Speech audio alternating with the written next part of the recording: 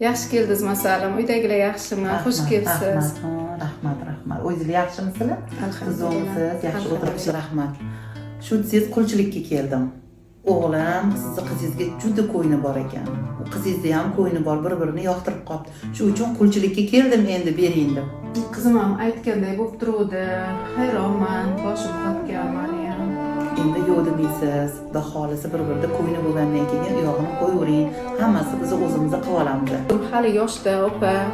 Ozgina ro'zg'or ishlariga ham solmagandim. Insta o'qib yurganligi uchun tayyorgarlik ham ko'rmagandim.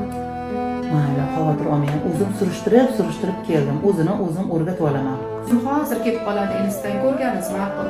Sizni ko'rdim yetadi. Sizni ko'rdim, qizingiz menga ma'qul xudo xolisi. Xavotir olmang.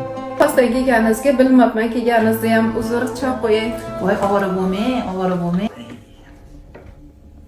Qayerga keldim? Yaxshi qaynegachim bilan kelmadim. Ruschatmanda qilar ekan, kutib olganini qaranglar. Voy boshim.